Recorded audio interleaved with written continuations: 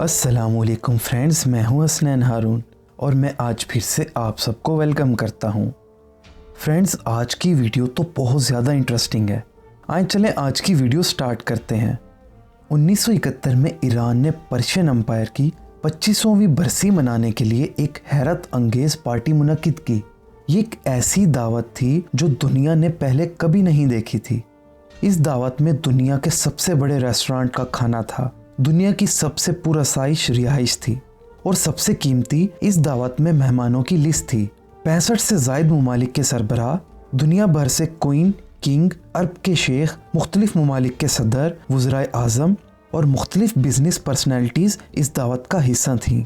ये दावत किसी 7 स्टार होटल में नहीं थी, बल्कि इस दावत का इंतज़ाम रेगिस्तान के बीच में प्लास्टिक और टीन से बनाए टेंट में किया गया। इस सब पर खर्चा कितना आया, खैर ये मैं आपको आगे चलकर बताता हूँ। सबसे पहले तो हमें ये जानना ज़रूरी है कि आखिर ईरान को इतनी बड़ी दावत देने की ज़रूरत क्यों पेश आई। इस बात का जायज़ा शुरू से लेना पड़ेगा। फ्रेंड्स, 1960 के दौर में ईरान के अंदर शाह मोहम्मद रज़ा पहलवी की हुकूमत थी, जिसे द किंग ऑफ किंग्स यानी बादशाहों का बादशाह कहा जाता था। इसके पास इतनी ताकत थी कि ये किसी भी वज़ीर को हटा सकता था, किसी को भी वज़ीर बना सकता था। इसके एक हुक्म से आर्मी जंग कर सकती थी और इसे अपनी पावर पर बहुत ज़्यादा गरूर था। एक बादशाह का बेटा होने की वजह से शाह ईरान ने हमेशा अपनी ज़िंदगी में आसाइशें ही देखी थीं। इसने तालीम भी स्विट्ज़रलैंड से हासिल की और इसी वजह से ये चाहता था कि ईरान एक मॉडर्न सोसाइटी बने जहाँ सबको बराबर हकूक़ मिले। लेकिन हकीकत इससे कुछ अलग थी। ईरान में किसी को भी हुकूमत के ख़िलाफ़ बोलने की इजाज़त नहीं थी। जो भी शाह के ख़िलाफ़ आवाज़ उठाता उसे अगवा कर लिया जाता या मार दिया जाता था। और इसी वजह से उस दौर में ईरान दुनिया में सबसे ज़्यादा फांसी देने वाला मुल्क भी बन गया था। तेल के ज़खायर से माला माल होने के बावजूद ईरान की इकनॉमिक हालत बहुत बुरी थी। स्कूल हों या इंफ्रास्ट्रक्चर्स, सबका हाल बहुत बुरा था। अब शाह ईरान ने बेसिक रिफॉर्म्स के बदले ये सोचा क्यों ना एक ऐसी दावत की जाए जिसमें दुनिया भर के सरबराह हों और इससे ईरान की ग्लोबल इमेज बहुत अच्छी जाएगी और इन्वेस्टमेंट भी आएगी। लोगों को दावतनामे भेजे जाने लगे और वेन्यू के लिए रेगिस्तान को चूज़ किया गया।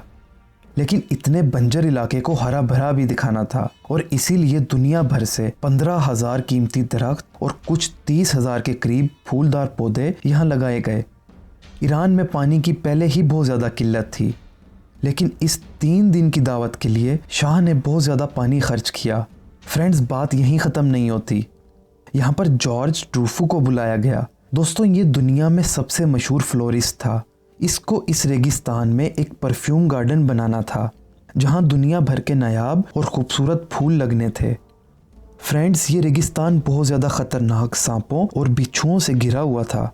इसके लिए शाह ने 30 किलोमीटर के इलाके में स्प्रे करवाए और यकीन जाने ट्रक के ट्रक इन हशरात से भर गए। और कुछ स्पीशीज़ तो ऐसी थीं जो पहले दरियाफ्त नहीं हुई थी, जिन्हें बाद में यूनिवर्सिटीज़ में रिसर्च के लिए भेज दिया गया। इस इलाके की वीरानी ख़त्म करने के लिए शाह ने यूरोप से 50,000 से ज़ायद सॉन्ग बर्ड्स मंगवाए और 20,000 से ज़्यादा चिड़ियाँ स्विट्ज़रलैंड से मंगवाई गई। शाह ने दुनिया भर के मशहूर क्राफ्टमैन बुलवाए ताकि वो इस साइट को डेकोरेट कर सकें। रॉयल टेंट सिटी बनाने के लिए शाह ने पेरिस की सबसे मशहूर जॉनसन कंपनी को बुलवाया। इस कंपनी ने ऐसे टेंट बनाए जिनमें एयर कंडीशन भी थे। हर टेंट में 2 कमरे, 2 बाथरूम, 1 किचन, 2 शेफ़ और रूम सर्विस के लिए 24 घंटे अवेलेबल सर्वेंट थे। और हाँ फ्रेंड्स, ये सर्वेंट्स भी ईरान नहीं बल्कि यूरोप से ही आए थे। अब फ्रेंड्स, इस दावत के खाने की बात करते हैं। इतनी बड़ी दावत में खाना सिंपल कैसे हो सकता था। खाने के लिए मैक्सिम्स डी पेरिस को टास्क दिया गया। मैं आपको बताता चलूं कि उस वक्त मैक्सिम दुनिया का सबसे मशहूर रेस्टोरेंट था। शाह ईरान की पार्टी के लिए इस होटल ने 2 हफ्ते अपना काम बंद किए रखा और अपना सारा सामान और शेफ़ को 10 दिन पहले ही ईरान भेज दिया।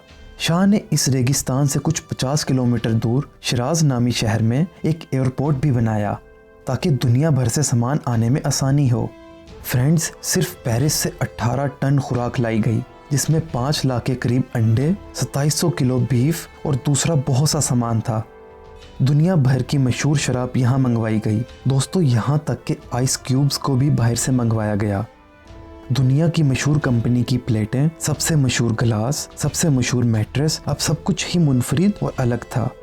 अब एक ऐसे इवेंट जिसमें दुनिया भर के सरबराह आने हों, वहाँ सिक्योरिटी भी तो चैलेंज है। इस काम के लिए शाह ईरान ने अपनी एयरफोर्स इस्तेमाल की। उसने 65,000 के करीब अपनी खुफिया पुलिस को ये टास्क दिया ताकि चंद सौ लोगों की दावत में किसी किस्म का कोई हादसा ना पेश आ जाए, क्योंकि फ्रेंड्स तब तक शाह के खिलाफ अवामी तहरीकें काफ़ी जोर पकड़ रही थी। इस इवेंट से पहले शाह ने तमाम सियासी मुखालफिन को कैद कर लिया, तमाम तुलबा तहरीक के सरबराहों को अगवा करा लिया, तमाम स्कूल और कॉलेजेस बंद कर दिए गए। शाह ने इवेंट पर इतना खर्चा किया था, अब खर्चे का चर्चा भी तो होना बनता है। इसके लिए शाह ने दुनिया भर के न्यूज़ चैनल्स को इनवाइट किया ताकि वो इस इवेंट की लाइव ब्रॉडकास्टिंग कर सकें, और इस इवेंट की वीडियो बनाने का टास्क भी हॉलीवुड से बुलाए डायरेक्टर्स को दिया गया ताकि इस वीडियो को दुनिया भर के थिएटर्स में दिखाया जा सके। बिल आखिर 14 अक्टूबर 1971 को वो दिन आ गया जिसका शाह को कब से इंतज़ार था। दुनिया भर से VIPs के आने का सिलसिला शुरू हुआ। दुनिया भर से सदर, वज़ीर आज़म, एम्बेसडर, शेख और बिजनेसमैन लोग इस इवेंट में शामिल हुए। इस तकरीब का शानदार आगाज़ किया गया।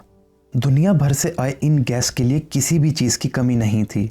यहाँ तक कि वहाँ पर दुनिया के बेस्ट हेयर सैलून्स भी बनाए गए और बेस्ट फैशन डिज़ाइनर्स को भी बुलाया गया ताकि वो गेस्ट के कपड़ों में किसी भी किस्म की कमी को आखिरी वक्त में पूरा कर सकें।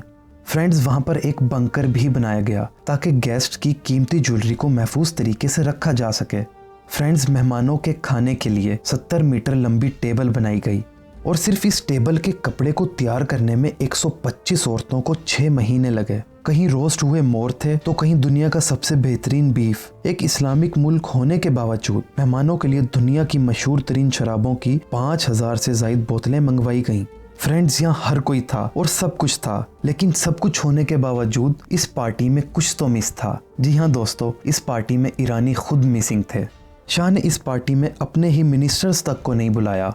फ्रेंड्स, दूसरे दिन की तकरीब तो और ज्यादा शानदार थी। पर्शियन एम्पायर की तकरीबन हर चीज मौजूद थी। वही पुराने पर्शियन कॉस्ट्यूम्स, वही पुराने हथियार और वही पुराने पर्शियन आलात। बस फ्रेंड्स, ये समझ लें, ऐसा लगता था कि वही 2500 साल पहले वाला दौर वापस आ गया है। रात को की जाने वाली आतिशबाजी तो और ज्यादा हैरानकुन थी।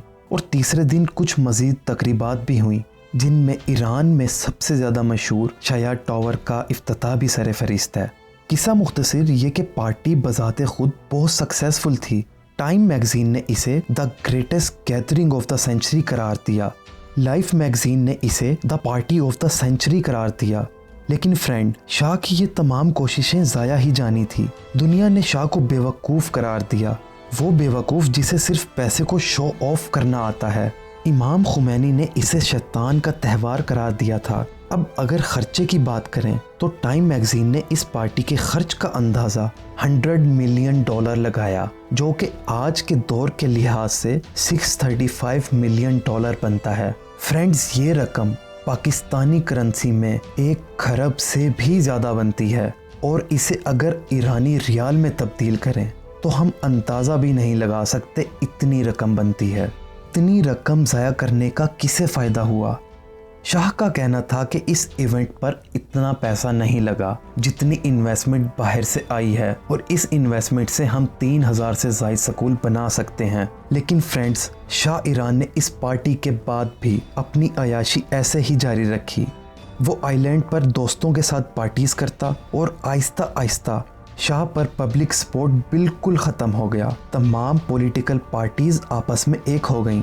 इस इवेंट के 3 साल बाद शाह ईरान ने पब्लिकली अपनी ज़ालमाना कार्रवाइयों और गलत डिसीजंस पर माफ़ी मांगी, लेकिन शायद बहुत देर हो चुकी थी। 1979 में शाह की हुकूमत ख़त्म हो गई और उसने भागकर मिस्र में पनाह ले ली, जहां वो 1 साल के बाद मर गया और आयतुल्लाह खुमैनी ईरान के पहले सुप्रीम लीडर बने। आज भी उस रेगिस्तान में लगाए गए टेंट के रोड्स मौजूद हैं और कुछ चीज़ें भी मौजूद हैं, और वो जगह पब्लिक के लिए ओपन है। और तेहरान के मशहूर शाया टावर का नाम चेंज करके आज़ादी टावर में तब्दील कर दिया गया। सो दोस्तों, ये थी शाह ईरान की फजूल खर्चियों और उसकी पावर के ख़त्म होने की कहानी। आपको ये कहानी कैसी लगी मुझे कमेंट सेक्शन में ज़रूर बताइएगा। अगर आप किसी और एम्पायर या डिक्टेटर के बारे में जानना चाहते हैं तो मुझे कमेंट सेक्शन में ज़रूर बताइएगा। मैं कोशिश करूंगा आप लोगों तक तमाम फैक्ट्स पहुंचाऊं। तब तक आप सब अपना ख्याल रखिएगा। मुझे इजाज़त दीजिएगा। अल्लाह हाफिज़।